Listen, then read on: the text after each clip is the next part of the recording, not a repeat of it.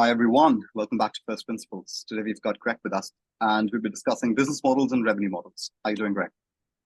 Good. How are you doing? I'm very well. Do you want to introduce the audience about yourself, your work? Yeah, my name is Greg Koeka. I've been a product manager in the software industry for the last 8+ years, mostly in the software as a service business model. A lot of these have been well, it's been in both B2B and B2C, actually. Various industries with a typical lean in the financial area of some sort. Could be cross-border payments. I've been in tax. I've been in compliance. Plenty of, and in my past career, a lot of it has been in that area as well. My education was also based in that area for some part as well. So maybe that's the natural reasoning for going into that world. But I've been in product for 8+ years now, and happy here to talk with you about business models and revenue. Perfect. Okay, so just let's dive right in. What is a business model? Start with that. Yeah. So first, you got to look at what is a business. A business is something that people are trying to create individually and as a group. We're trying to solve problems and solve problems in a way that are valuable for people that see it as a solution they need, whether they know it or not. We all have smartphones. We all knew of Blackberries and Palms back in the day, but we didn't know we needed an iPhone, right? That's Yeah. one example a lot of people like to talk about. But the reality is most people know their problems and know what they need to solve. And so the intention of a business model is to give people an easy ability to solve it. And when they do that, you're creating value for them. Now, there are many facets to it, but ultimately you're trying to create something that has enough value that they're willing to use it and ideally pay you for it. And you can charge them something that will allow you to have a sustainable business model.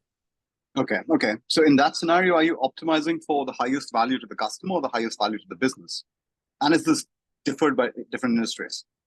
That is a great question. And to be honest with you, you are doing both. It's who are you focused on first and foremost? Hmm. I am certainly a believer of people first. And by that, I mean the people on the team. Right. People. If you take care of them, they will take care of the customers. If you take care of the customers, they will take care of your business. As Hmm. my Now, not everybody holds that belief, and that's okay. But it is certainly important that we stay focused on the customer, solve their problems, and do it in a way that it works for the business, it works for the customer, and it's easy for them to solve their problems, including make it easy for them to give you their money. Okay, yeah, of course. I mean, so you need to create like a win-win-win experience, and you need. All right, interesting. I'm just curious. Then you said it's easy for them to give you your money. I hear a lot of criticism that Robinhood has these, has gamified investing. There's this confetti coming along. They want to make it cool. I mean, I think why is that a bad thing? Why is inviting people in a friendly way, learning something? Why is that a bad thing in your opinion? Well, let's break down how this business model works. And in product management and in software, the way it's broken down and commonly understood is it valuable? Is it viable? Is it feasible? And is it usable? So is it viable for the business? Will they make Right. money? Be able to create something that's efficient and makes money. And I can give an example in one place where one part of the solution was not viable, but then we figured out a way to do it. Value is for the customer. Is it valuable for them? Is it Mm, solving the problem? Is it easy for them to do? And is it enough of a value that they're willing to pay you? Willingness to pay is a key word there. right. Visibility in software and in other businesses, but we'll stay in the software context for now, is an engineering question. It's a technical question. Is it something you can actually do? I want my car to come pick me up 20 minutes away and drive me home. That's not feasible right now. Someday it Mm, will be. mm. But is it something that I can put on my cruise control or even my autonomous full self-driving car on the highway and it drives for me? Yes, that is feasible in a lot of cars now.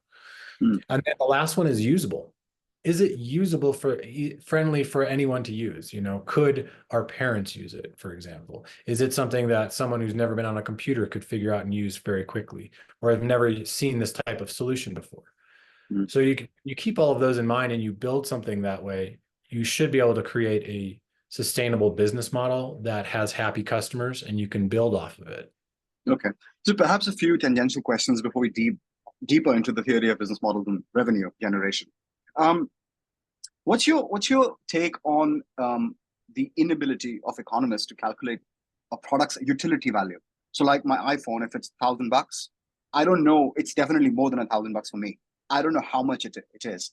And this, obviously, I'm assuming this goes into your calculus of figuring out what value is. If you're not subjected, tethered to reality somehow. Mhm. Do you have any thoughts around this? Yeah, how do you quantify intangibles is the question you're asking. And that is very difficult. Okay. One tangible that I believe is really important for our society is that how do we quantify culture? Not because we need to, but if we could understand where the pain points are, could we improve ourselves as a society by doing that? Mm, Another one would be companies try to do this with what's called lifetime value. mm, How do mm, you project a customer's lifetime value? That's obviously what's in the past, but that's easy. How do you do it for however long they're going to be your customer? And that's a lot of guessing, probability based. Sure, you could get pretty close. Maybe that's within 80% confidence rate. Maybe it's higher. mm. That's one way places do it. Now, you're talking about how do I see my smartphone as being how valuable it is? Um, that's a tough one. Everybody values their time differently, right? Um, Willingness to pay is a key one for that, though. People are willing to pay $1,000 for a phone. Mm. They're willing to sign up on 3-year contracts for a free phone. So that's how companies are getting around that, to be honest with you. Economists are going to continue trying to crack that nut, and I think that's great. I look forward to hearing more and more results on it. And there's more that could be discussed on this, but in the interest of time, when you look at it from a personal point of view, you really need to understand, how do you value what you're getting out of this? How do you see if you want to really find out, put your phone away in a safe and don't touch it for a week and see what happens. You can still check your email. You can still get notifications in other ways. You may not be able to make phone calls. It's harder to do text messaging. But there's solutions around that. And it is possible to unplug like that. And honestly, maybe that's what we all need to do once in a while. Yeah. That's true. I'm a big proponent of the digital Sabbath. Okay, it doesn't have to have the religious connotations, but it's great. I mean, I've tried it sometimes, not the whole day. That's just not feasible for me. But I want to get there. Okay. I hmm, the option, the example that you gave was everybody has a smartphone now. There's a whole ecosystem around it. We're kind of becoming an internet first kind of company. I'm just wondering if an entrepreneur or like a product manager inside of a company is pitching an idea, would it help if every idea is kind of linked to some kind of a prediction market? And just to see, like, and investors can see how much value there could be. And any ideas around that? Yeah, I actually do have ideas on that. And it's something that I've mentioned in the past in my role as a product manager. I'd love to see companies have coefficient driven roadmaps. If we Mm, have the type of statistical modeling that we have today with generative AI becoming what it is and will continue that way, how could we bring forward from a company perspective the value of what we should be doing next and why? And that's what mm, product management is a lot about, is understanding those variables. But what if we brought that in and we're able to model that out and understand what truly is, and from a high mm, probability perspective, going to be the most valuable? Would that improve businesses solving more problems for customers and basically create a more efficient market in the mm, world of I see that as something that we could potentially go forward with more. A lot of people kind of get confused when I bring this up and don't realize it, but then they start to think through it and they realize, oh, this is something that we could consider, but it's a big investment and it's not been yeah. done. Company has to really, really want it to see the value of trying to do that, and make it something that is iterated over the course of many quarters to see if it's Mm, something that's feasible for the business and valuable for the business, to then bring into the value for the customer, feasible for the business, viable for the business, and usable mm, for everyone in the business. mm, mm. Yeah, I think economists tend to, for some, I don't know why. I think this is a problem of living in abstractions. I like abstractions. Of this is a basically an abstraction exercise. But if you do not tether yourself to reality, there are issues. And economists forget that we're not like a physical system, like a thermodynamic system. It's a very complex. The praxeology is, I guess, more. Business leaders have, I guess, a better economic sense, in my opinion, than typically economists do. Okay. When I was at university, they made us open up little Nokia phones, and in the circuits there was little gold in it. And then the professor emphasized that this gold in itself is going to be more expensive than the 20 pound in England phone that you bought.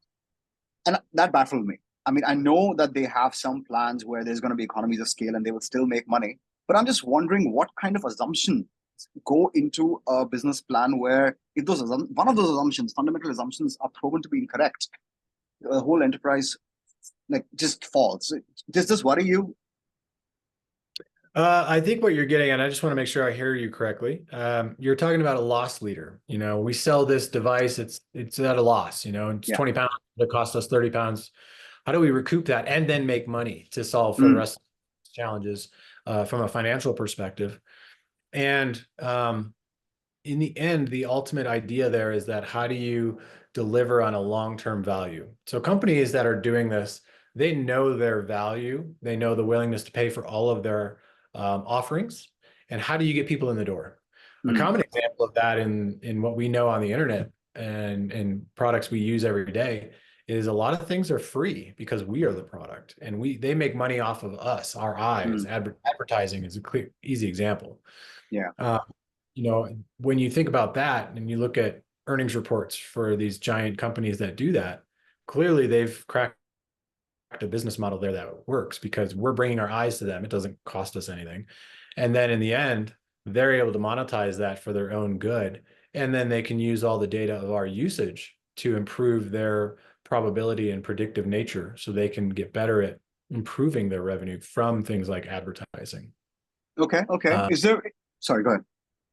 Oh, it's also common in other ones in your example too. I mean, that example, Nokia is going to be working with carriers. Carriers may subsidize for that, and then you pay the carrier for your subscription for cell service. You're not going to change that very often, so they're going to probably be base it on probability that they can easily make money and then some Mm, over the long. And it's a time value of money calculation at that point. So yeah. we spend this much now and we keep bringing in money over the long haul. If we present value that based on a certain cost of capital, what does that turn out for us from a profitability perspective? That's what they're doing. Okay. Okay. So that cost of capital component that you brought about, that's depending. That depends on interest rates, and if we don't have like a, I don't know, a gold standard, that's gonna always be a political decision. So how much of that calculation goes into a business model, apart from just economic theory? Yeah, that's a great question. It certainly can be a part of it. You also have the opportunity cost that you want to talk about with colleagues. What if we put that money to something else? What's the value of that? And so Mm, it can be a lot of math, but also there are the intangibles you just can't quantify. So right. that's where it's important that people that are in a business and are able to bring forth their expertise. It's not just Mm, a person. It would be people in marketing. It would be people, if we want to invest in a software product or part of it to enhance it, what's the cost of that going to be? There's a lot of conversations that need to happen. And if you try to do those too fast, you're going to miss something. And then you may not know it until much later on, and it's too late to reverse out of that. And all of a sudden, you've made not the optimal decision. You may still be okay, depending on who you are as a business. But in the end, you really want to make sure that you take time to invest up front early on in the right decision. okay. So following up from that, so what's your personal, I guess, ethic on the one hand, if we have analysis paralysis, and on the other hand, if we have like reckless execution? And I'm using negative sort of sounding valence words here, but they can be positives as well. Where do you Yeah. stand in this whatever Well, that's spectrum? a great question. And I love how you phrased it because a lot of people think in binary terms nowadays. And that's a flaw that we all need to get better at. And I'm certainly doing it myself. When you think of it as a range, that's a much easier, less stressful way to look at it. And ultimately, what you want to do is you want to look at this from the beginning and you want to do a lot of analysis, but not the paralysis amount. And you don't want to be reckless on your execution. But more importantly, you don't want to be reckless on your decision making, Mm, which happens before execution. In the end, I definitely look in that middle to leaning on this side, as you pointed out a little bit, because if you're 10 degrees off course and you go a mm, thousand miles, how off course are you in the end? That's a lot. okay. Okay. So it's painful and expensive to fix that. So if you see that and you see, okay, well, if we take X amount of extra time and energy to do this now, that small investment, which is also money, will help us reduce that risk. It's no different than insurance. We all have insurance. That's essentially paying off risk. So if businesses think about this from a payment, how do we self-insure against this? You can then look at how we make the most optimal decision with what we know today. And that's an interesting piece about software, is a lot of that is very iterative, because you have to know with what you have today, make a decision, go to a certain amount of length on your trip, in your journey, and then have another stopping point to assess, okay, now where do we go? Do that, you can make adjustments more cost effectively, and you can also be more confident in your decisions because you're doing shorter distances.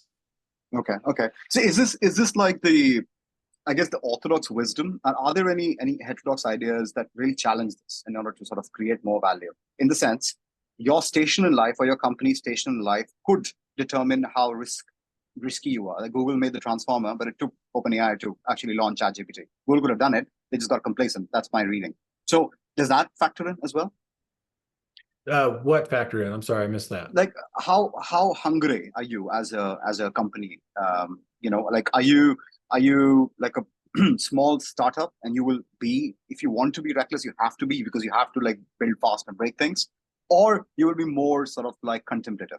So does it do these strategies have an effect on who is having these strategies, like a startup or a big Google? That's a very good question. In my experience, a lot of companies don't do as well as they should. Not because they should fail, it's because their solution does work, but they sometimes are too reckless. Now, if you have 6 months of financial runway, you kind of have to be reckless to try and salvage what you can. But there are plenty of companies that have much longer runway, even big companies like Google. And you really want to make sure that you make those right decisions, because if you, like I said before, if you're off course, it's very expensive to correct. Think of it this way. If you build a solution or optimize a solution to sell to the market, and you have the willingness to pay figured out, you have the solution figured out, you have proof that you have product market fit, but you're still working really, really, really fast, you're going to miss things, and you're not going to learn because you're going too fast. And when you don't learn, you're not going to be able to effectively go to market as well. And when you go to market, you only get one go-to-market splash. You will get iteratives ongoing, but the volume of that splash of, hey, check out this new feature, or we just launched our new product, you really only get one of those. So you want to be smart in how you focus on the value of that and how you can carry that momentum forward. Big companies that like to move fast, just keep that in their culture because of where they came from as startups. Now, a lot of startups have great solutions, but they do get sucked into that work fast, fail fast, break things, all that stuff. Whereas if they didn't need to, because they didn't have to go to the venture capital or private equity route, there's a good chance they would succeed as businesses. They may not become the next billion or whatever unicorn type company, but they certainly could become a $100 million company. They certainly could become a $20 million company. Some people call those lifestyle businesses. Yeah. Nothing wrong with that. If you're solving people's problems, making their days better, isn't that a good enough answer right there? If you're financially profitable and your people are happy, That's what I'm going for. Yeah, that sounds great, doesn't it? Yeah. Now there are places. I mean, where would Google be if they did that today? Maybe not around, maybe not helping all of us as much as possible, but there are times in the business life cycle where it's better to push on the gas pedal a lot more. And there are times where it's not. Right. Okay. Okay. So this again, to me, what I'm hearing is it's again very like what the person who's making those decisions, what their station in life is, of course, in the larger context of the company and the culture they're in, that is there. So, okay, one last tangent question before we go to the main business model. Do you think that by necessity, by some law of nature, once a company grows and becomes a distribution giant rather than just an idea creation giant, they lose vitality? They would not be able to innovate. Is this? Do you subscribe to this or no? You could have moments where you lose that innovative thinking. You could have moments where you become a little lethargic.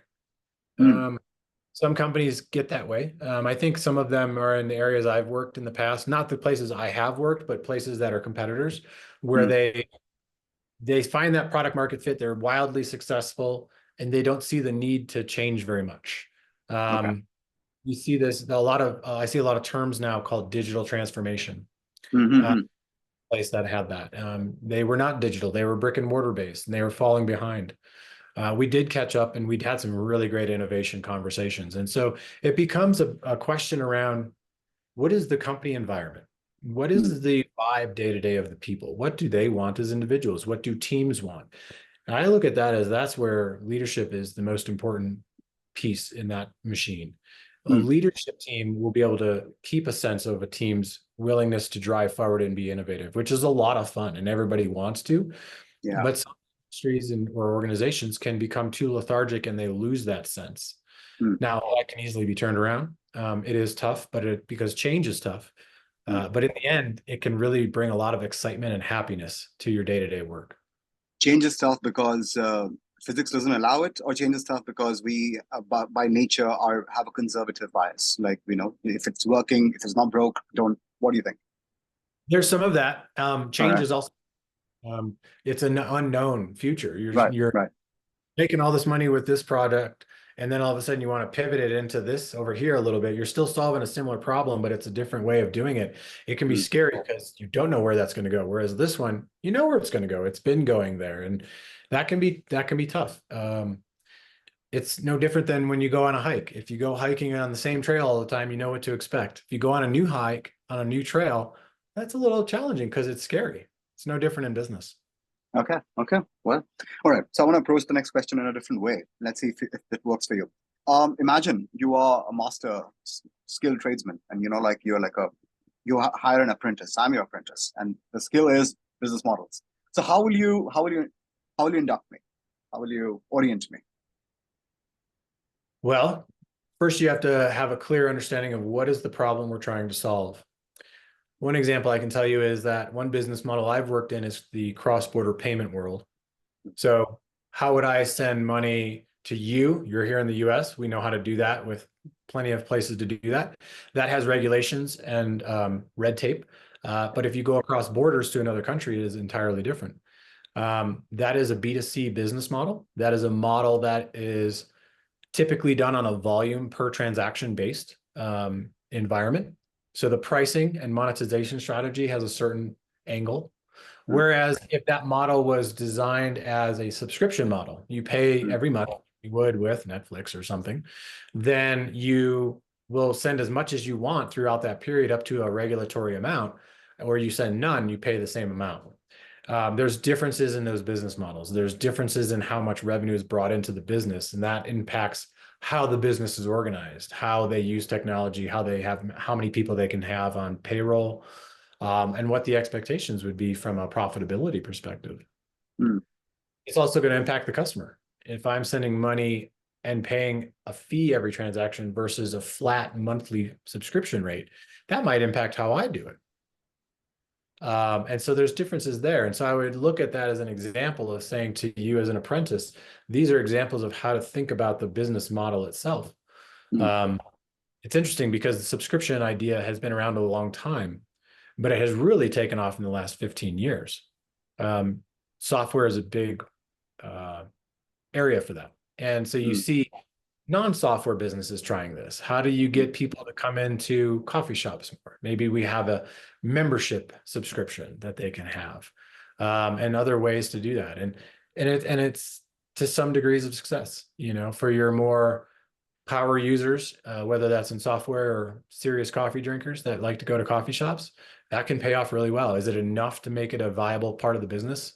That's still out there to be determined, I think. Okay. Okay. Interesting sort of aside question. How important is culture and localization over here in that? So I'll give you an example. For Okay. a long time, India was a conservative country, especially when it comes to relationships and forming your own partner, essentially sexuality wise. Tinder came into India. They had to be very careful, I'm sure, and they had to approach big metropolitan liberal urban centers first before it percolates. How does that calculation play out when a product could not just, in a very dry sense, increase material value, but it fundamentally is changing social relations, which we think is better. But like, how does that play out? That is a massive part. It is a massive part that if you could quantify culture, it would make that part a lot easier. Look at how I remember I went to when I was in cross-border payments. I remember we did an international expansion. Mm. Now, that industry is about understanding cultures from around the world.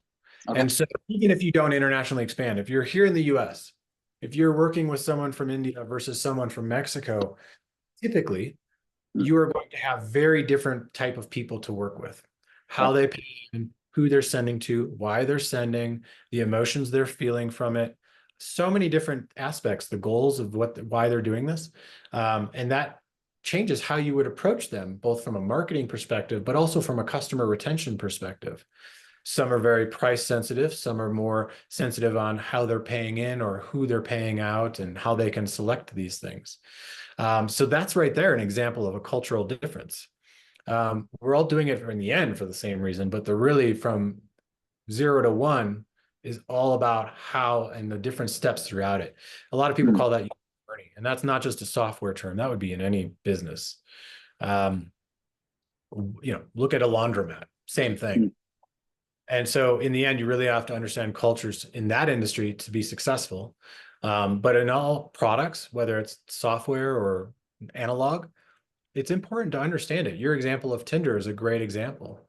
And I think that's why you have these dating app conglomerates now. You have them buying up different apps because Tinder is one type of app.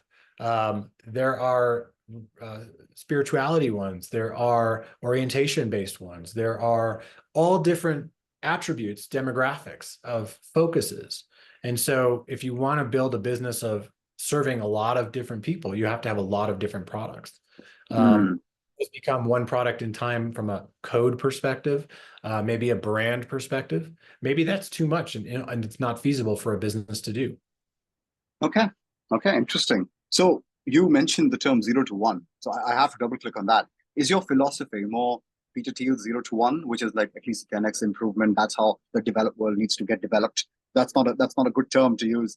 Versus the one to many, the iteration, the scaling. Where are you more comfortable with? What excites you more? Well, I got into technology and product management because I liked the one-to-many impact. I want to solve people's problems. I want to help them have a better day, a better life. And Mm. technology is an excellent way to do that, especially from a one-to-many approach. There's so much buzz about Gen AI now because of all the value it can bring to us. It's still early. It's not there like a lot of people talk about in the media, but it will get there. For example, the example I like to talk about with Gen AI is accountants have to close the books every month for a business, make sure all the numbers match up, just like people used to do back in the day with clearing their checkbooks. Gen AI can do that for them eventually. Mm. It's starting to happen now, but it's still very early. It needs to be trained specifically on that use case. So, like the dating Mm. app, you have to have an accountant specific Gen AI model, and it needs to be Right. trained that way. Right. When I think of technology impacting people, that's not going to replace an accountant's job. It's just going to make their job more efficient. Just Mm. like the internet and email and social media and big data and blockchain and all these other buzzwords of the past, mobile, all help people improve their efficiency. Mm. Yeah. Faster now, but in the end, that's the ultimate goal. Now, will it replace some jobs? Yeah, probably. But in the end, most jobs are going to just become more efficient and you're going to be able to do more with less time. Mm. Mm. Mm. I guess. Yeah, that's right. That's right. And of course, I don't subscribe to the divine right of stagnation that Ayn Rand says that, if the jobs are going to get replaced, we will not have progress. I think progress is important, of course, as long as it's, let's say, the fruits are being equitably distributed. So I do like that. Like, for example, I don't think anybody has a job of a scribe anymore, where there were massive people who were illiterate, and these few folks were literate, and they used to charge you money just to read a letter to you.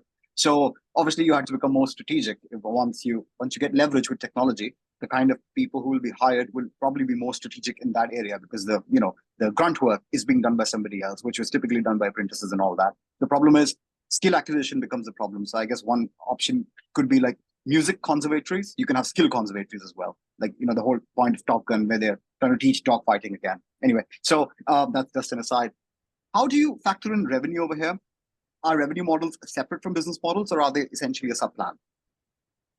It's a sub plan because a business isn't going to survive without revenue. Now, of course, there are nonprofits and Hmm. organizations like that, but their revenue is in donations. Their revenue isn't in grants. And so that is one type of revenue model.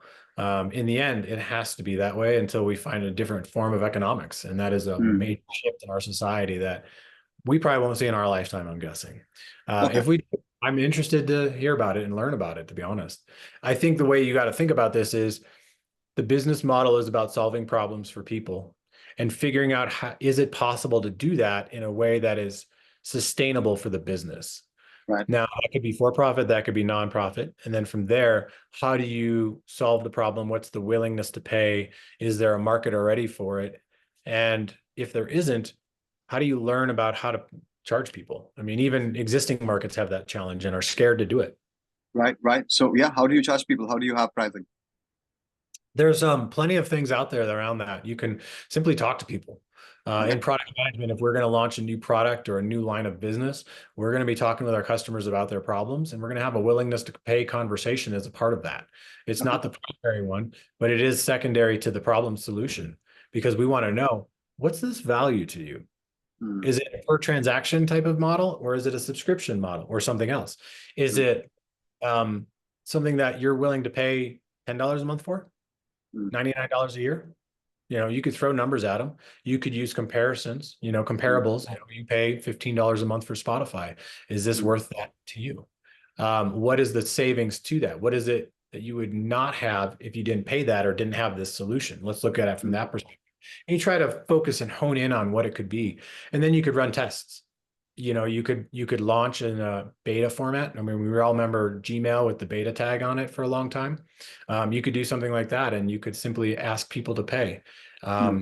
In that software world, you see a lot of freemium models. Using Spotify as an example, they make money on ads for Hmm. free.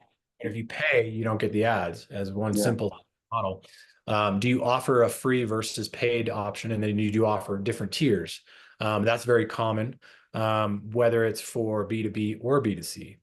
Um, a lot of this can really come down to terms like product-led growth. You can do willingness to pay. There are some books out there around that. You can certainly do testing of all of this and figure out what your optimal pricing is. And you have to be flexible as a business because you have to know where your monetization strategy is going to land. You might have an idea before you launch, but there could be changes. Again, look at Gen AI and how that could turn business models upside down a little bit in the long run. And so that's one reason businesses are scrambling right now is they don't know how that's going to impact them. How does it impact into it with QuickBooks if they have Gen AI to close the books for accountants? Is that added value and they can charge more? Or does that reduce the need for accountants and then all of a sudden one of their primary external sales forces, accountants, bookkeepers, there's less of them because there are less people doing it because you can do more jobs for it. And then it's that taking over jobs thing. So there's a lot Hmm. of fear out there right now around it because it's change, because it's unknown. Okay. So you this is very interesting. Right. Okay. Every product, there's a product life cycle, right? So the underlying assumption is that every product dies. And we can kind of like extend it or change it, but then after a while we will sunset it. So the product team will need to be, it's not like you've done this and it's done. You need to really monitor and see how, if your intended use is different, if people are using it in a different way, how can you sort of monetize that and pivot from it? How important is that component? And do people pay attention to that area? So the question being, how do you pay attention to your monetization strategy and iterate on it in the long run so that you can keep a feasible How do you business? pay? Yes, Yeah. yes, all that, but the way your product is being used is not what you originally thought it would be. So, Oh, like YouTube was a dating app, and now it's a, yeah. Well, that's one reason that small places, startups typically by name, are so flexible and they try to move so fast. They want to find that fit. They want to know what it is so they can optimize and build a business on it. hmm, Think you can do a lot of that too, by continuing those conversations with your users and your customers. And that's not just a software mentality, although it's prevalent in that world. If you are always talking to your customers, your users, whoever they may be, you're going to know their problems and how they're using your solution or what their problems are so you can build something for it and then did it solve it for them? Mm. From within that, you can understand your monetization strategy through the willingness to pay piece. Then how do you move that forward and keep an eye on things? Well, you keep talking to your customers and users. Mm. A lot of businesses like to build portfolio of products. So we found product market fit with solving problem A. Now we want to go solve problem B that we think we're hearing about for the same user, and we can start to build a bigger business. And Right. that's a great model if you execute without recklessness. If it's not broke, don't fix it, is what you said earlier. If you have product market fit, you can definitely lean on that while building a new solution, but you Mm. can't have two businesses in one. You've got to go at it at a reasonable pace so that you don't lose sight of your core business. And that's a common challenge in business that happens to a lot of places where they'll start to lose sight of it. Going back to your point about losing innovative thinking as a group. And it's not intentional. It's just you only have so much time in the day and so many brains to get things done. Mm. So you've got to invest wisely. Okay. Okay. Well, I have to ask you then. So Steve Jobs very famously killed the floppy disk and the 3 jack. Well, Apple killed the 3 jack. Those could be seen as reckless decisions. Any thoughts on that when that happened? Now, of course, it's standards. Yeah, yeah. Steve Jobs, there are a million other people that thought they had a similar thing and didn't succeed. Steve Jobs had a lot of luck on his side. Let's say that. Okay. Okay. Very innovative, very visionary. Yes, clearly. Look at the iPhone, right? Look at iTunes. However, you really want to look at this from the perspective of anytime there's someone who has succeeded like that, that is a visionary. Henry Ford is an example too. You want to make sure you recognize that there are probably a million other people who have failed trying something similar, whether it's the 3.5 mil jack or something entirely different in a different world in terms of industries. And so you have to keep in mind that that's why people say you're most likely going to fail in business. Standards are important. I mean, how many times have we looked and tried to charge a phone and we're like, oh, we don't have the right cord, or my parents have a different phone than I do, or whatever. And it happens, and that's just the nature of change. And it's frustrating at times, but also when you look at how change goes forward and how it creates standards, that is just your typical adoption curve. And we all know how the early adopter versus the late adopter and everywhere in between Mm. exists. And it's a bell curve for a reason. Right. Okay. Well, there are two sort of like basic theories of history that I understand. One is like the great man, the prime movers, force of will, kind of big personalities, and the other one was trends are already coming, the mega trends that are history, things are going to happen anyway. I am assuming that if you want to be an entrepreneur, you have the ability to see the mega trends, but then also put in your force of nature, that your will, in order to sort of change it or capitalize from it, because it Mm, can't be one or the other. It has to be a good combination. So when yeah. do you know that you're going mad? Like, the 3 jack is not required. And when do you know you're right? You're a visionary. How do you know? How do you know? Uh, you just believe. And there's very little hesitation on the inside of your soul, if any. Okay. Um, That's a good meter. yeah. Yeah. I mean, a lot of people do believe and they want to fake it till they make it. Mm. Um, I suspect most, if not all of them, don't succeed. Now, if you do believe strongly in something, and you believe the smartphone is going to change the world, um, you have to just be very careful on your execution Mm. and make sure you're identifying all the use cases to where that may not happen. Are Mm. you forgetting of a use case that may be lost? A good example of that would be they launched the iPhone. Steve Jobs had a huge deal about that, but he didn't believe the App Store was going to be successful. And that's been well Mm. documented. Obviously, that was a miss. Now, it wasn't enough of a miss to sink the iPhone, and they caught it Mm. and moved quickly, but clearly that was one that there was some miss there. And it's hard to do that because how do you, like he said, how do you solve problems for people that don't know that it's a problem they have?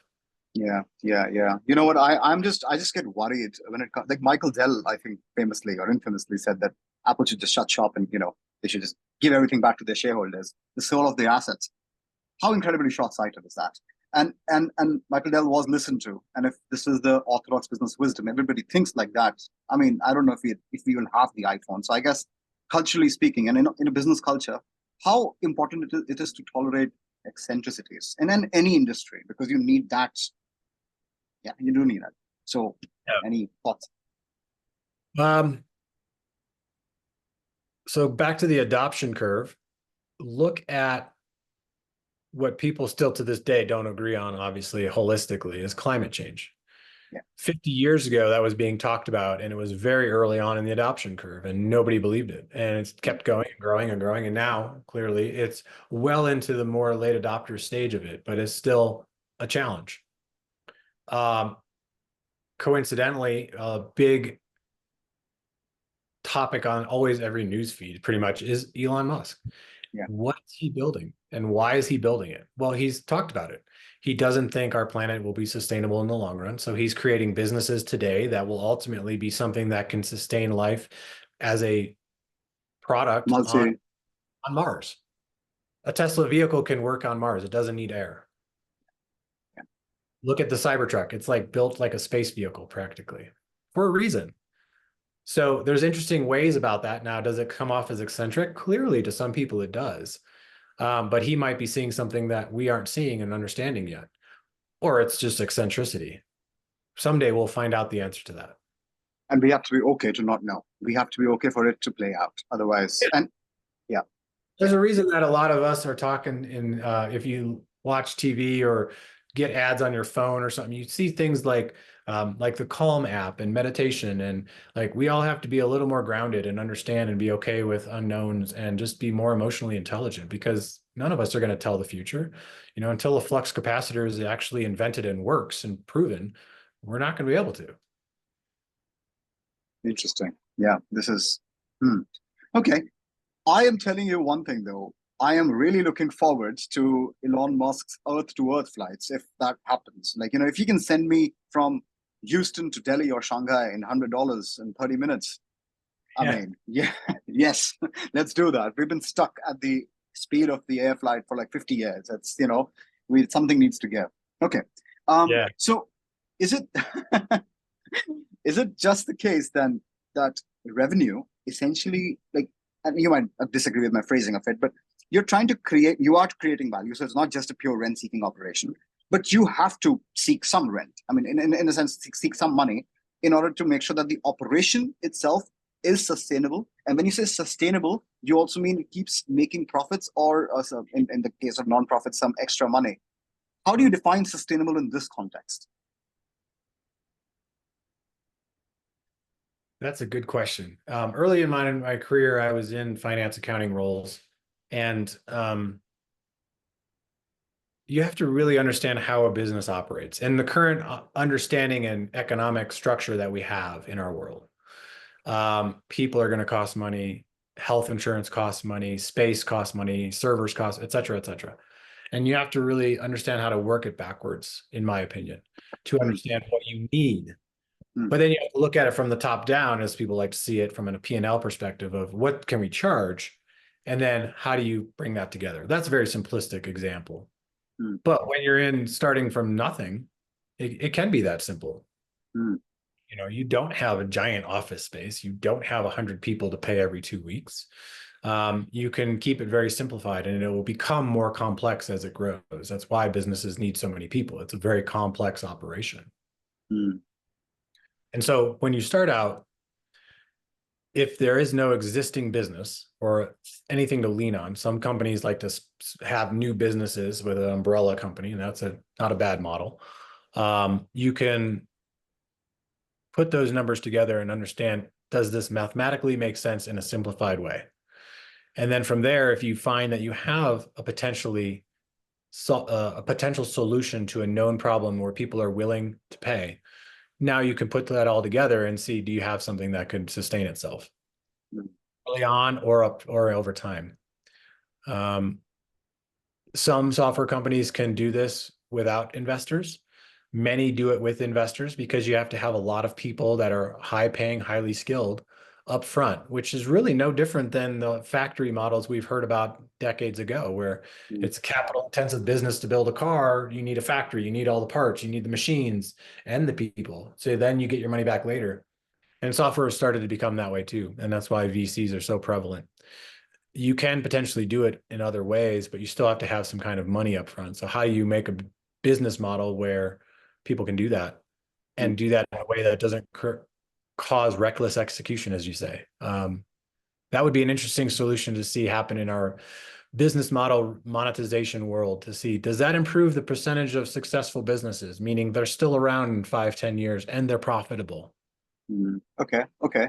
I was speaking to another friend of mine, and this surprised me. It shouldn't have surprised me, but it surprised me because we tend to think of things permanent. I'll give you an example. I grew Right. up in India in a place called Amar Colony, right? So that place is very famous for a lot of businesses not working out.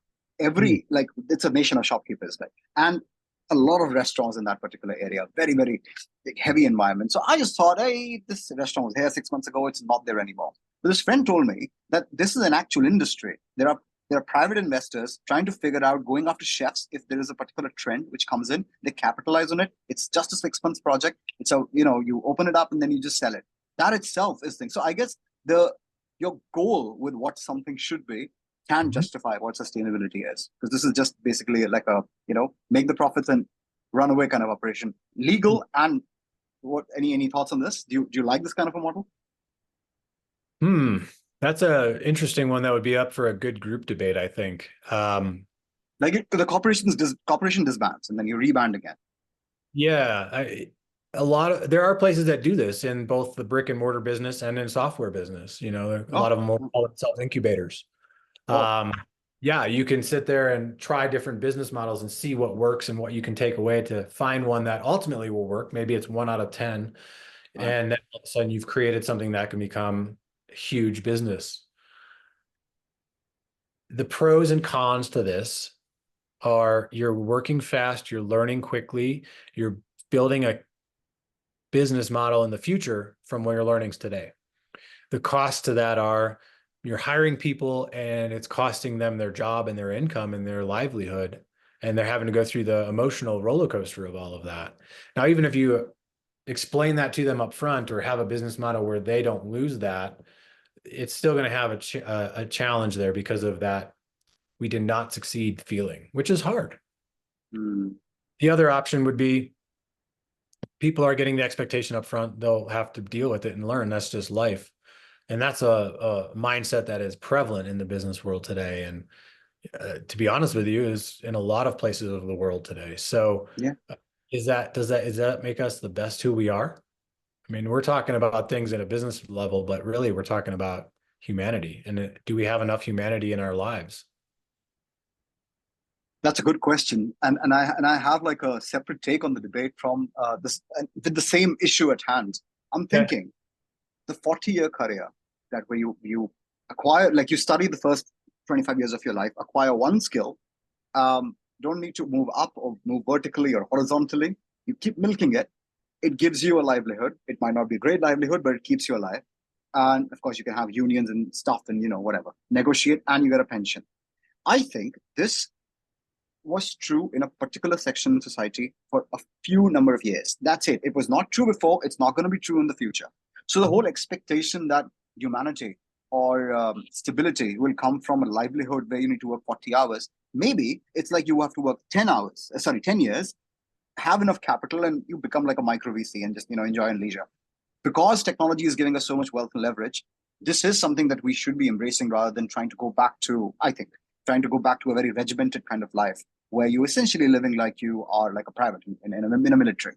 Any thoughts on this? Like, because you need this kind of flexibility to exploit these niches because you don't know if it's going to be like a long term thing. Mm. No, it's true. And the point you're bringing up is really describing the technology industry as it's been this whole 3, 4 decades long. Mm. Um, Certainly it's been around longer. Look at Hewlett Packard, for example. Um, but in the end, if that was the case, why are the tech layoffs so impactful to people? Or why aren't they their own VCs at this point? I know one person out of my network of thousands of people that's doing that. Oh So yeah, it's yeah. I don't think it's going to happen without intervention. We think like some government intervention. Of course, it's not going to yeah, happen naturally. no, I mean, using you as a muse with the debate, and to Yeah. me, it's a good idea. It makes sense, but it is a 0.1 and 1% kind of issue. Um, does that mean it can or cannot be feasible in the more 99% mindset? That's a great question. It'd be fun to model that out. Mm. a lot of what we talked about earlier around business model and willingness to pay, I think, is a key piece of that. Another key piece we've talked about is the humanity, the emotional intelligence, and how we've evolved as people in that regard. Like, yeah, we have smartphones, we're gonna have self-driving cars much greater in the future, generative AI. We're gonna do 30-minute flights across the globe. Have we really evolved our emotions to go with all of this mental growth? Well, that's a topic for another podcast, probably. Yeah. No, that definitely is going to be, and I probably will hold you up to that because I do want to discuss this, and maybe just one point before I concede the floor to you, is that we are very worried that we're not going to get meaning if we are not constantly trying to stave off death and survival. That's essentially what we are saying, right? Because if I don't get paid next month and I don't really have like a trust fund or a family income or a private income, that's it, right? That's why we're so worried. It essentially builds a fiefdom mentally. Although we are living in like a democratic republic, freest time in the world, most of the time, most adults are kind of, in a weird way, living in a bit of a fiefdom. Now, this could be a very good, benevolent fiefdom, but effectively just that, right? So we have models where certain subcultures, which were high cultures, basically just were built because with the assumption that they'll always be wealthy. Now, of course, they had like colonies and slaves. That's not a good thing. But now we have machines, so we can have that same kind of wealth. And then what do you do with that? All right. So you go climb Mount Everest. You be a pioneer. You know, like Daniel Day-Lewis, to take 3 years and build like a shoe, Italian shoe from like hand, right? Those are amazing artisanal things. And Marx said that, if you are not doing something, like if you're just a cog in the machine, there is alienation. This is basically the answer to that. There's no more alienation. I don't need communism for that. I mean, that's just my take, but no, I can see the point to you. I think it'd be an interesting discussion as another podcast with a group of people, because there is, this is one of us and two of us. What about if we get a range of different viewpoints? It'd be a fascinating one. Yeah. I mean, I think the future of humanity and culture, and how do you, like, this problem is going to be an interesting problem. How do you have a mass culture used to wealth, which doesn't go decadent and it also goes up? Like, this is a very interesting question, which I am, that's a quest I have. Anyway, that's an aside. So just to put everything together, if you, let's say, okay, two questions, and then we can end. I'm going to offer you another spectrum. So one spectrum is that you're throwing everything at the wall and seeing what works. Total hit and trial, right? The other spectrum is total formalism. We know exactly how it works. It's a very tight process, black box. All the wisdom that you shared on revenue models and business generation, what businesses? Now, where is that? Like, how formal is this knowledge, or is this more like heuristics? And we don't know. We'll figure it out. It is both. It is. We know what it is today. It could change. There could be new business models or forms of economics that we haven't talked about or understood. It might be centuries off. We don't know. Or not. 5 years off. Yeah, this is it. And we can make things better from a one-to-many perspective, but we can't look at it just from a dollars and cents perspective, unless we say it's dollars and cents in terms of SE and SE. And that type of sense is maybe where we could focus more and invest more in ourselves, because it is a good model that we have. And it is, how a laundromat starts out and how a software company starts out is not that different. You still need to buy the machines. You still need to have people run it. You still need to find a willingness to pay and a way to have a sustainable business model. In the end, that's what it all is about. And how do you do that in a way that allows people to be at their best? And going back to what you were talking about, didn't say, was the hierarchy of needs.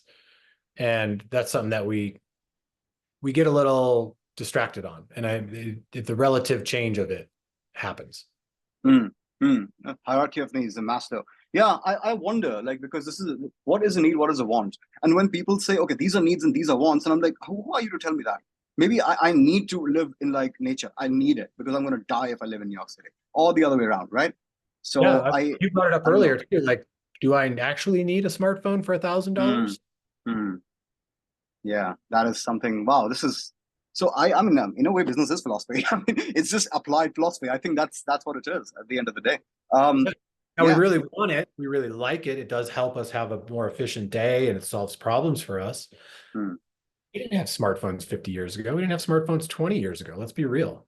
Yeah. Is it a utility value? Is it a sentimental value? Is it a collectible? Is it a combination of all three, like a gold is, like a gold trinket is? So yeah, that's why I guess it's so famous and it's so wanted. Okay, last question. Um, what is this one thing that you consider like a working truth or a fundamental truth that later, if you find out it's not, you'll have to like basically change your models about your work? So to hear that correctly, you believe in a certain model, let's say a business model, and you find out that it does not work, and you have to change how you think. And the question therein is what again? How soon would you basically change the business model to save the business, or how wedded you are to it and see, we want to see if it's worked, because there is wisdom in both these approaches. Yeah, well, I mean, that's a common challenge in startups. They think they've found a solution for something. They may have, but the business model isn't right. Maybe how they're charging, maybe they're on a volume based and they should be subscription based, or the opposite. That is certainly a challenge that businesses, some of them go through. And it's very painful because how do you change direction of a flying plane while you're building the plane? And that's hard. That's very hard. You can't be perfect no matter how much investment or lack of reckless execution. There's always risk. There's always risk. So in the end, you just have to be, just as I said earlier, if you're always talking to your customers and understanding their pain points, well, you should always be also watching the business. So one thing I think about as a product manager is, culture or environment of a company is a product of it. The business operation is a product of it. And so really certain aspects of that role and that title can be applied in many different roles in an organization.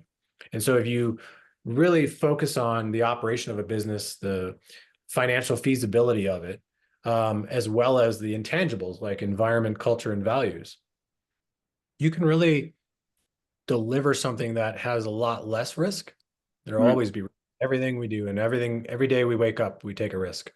And you can really drive forward a solution that will work for a lot of people. Again, the one-to-many approach that we were talking about earlier. And you can get innovative to do it. Not always. Some things that, like we said earlier, if it's not broke, don't fix it. But you can always think about things. Maybe you solved something now, but you're like, but wait a second, I think we could do better. Now you have innovation. You solve the problem. It's running well, but now you can innovate and go better and do. Perfect. This is a great place to end it. So do you have any final thoughts? No, I mean, this went places I didn't think it would in talking about business models and revenue generation. But I think it's very well connected. It's something that we all have to think about more holistically. And if you ever do want to put together that podcast on the other topics we touched on and in a group format, I'd be very interested to hear more about that. Perfect. I will do that. I do thank you for your time, and see you later, everyone. Bye bye.